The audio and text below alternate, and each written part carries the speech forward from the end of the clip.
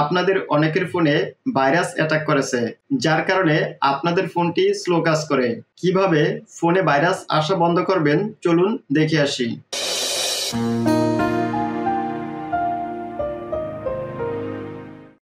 Google play স্টোরটি open করে নেবেন। এখন এখান থেকে গুগল প্লে স্টোরের অ্যাকাউন্ট আইকনটিতে ক্লিক করবেন। দেন ম্যানেজ অ্যাপস অ্যান্ড ডিভাইস এটিতে ক্লিক করবেন। এখান থেকে টার্ন অন প্লে প্রোটেক্ট এটিতে ক্লিক করবেন। এখন এখান থেকে সেটিংস আইকনটিতে ক্লিক করবেন।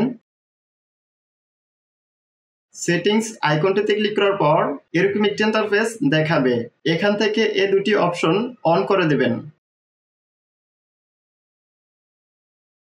এখন আর আপনার ফোনে কোনো ভাইরাস অ্যাটাক করতে পারবে না। এখন আপনার কাছে যদি মনে হয় আপনার ফোনটিতে যে অ্যাপসগুলো রয়েছে এই অ্যাপসগুলো স্লো কাজ করে, তাহলে আপনার ফোনের অ্যাপসগুলো আপডেট দিয়ে নেবেন। এর জন্য এখান থেকে ব্যাকে চলে যাবেন। আবার ব্যাকে চলে যাবেন। এখন আপডেটস অ্যাভেলেবেল এটিতে ক্লিক করবেন।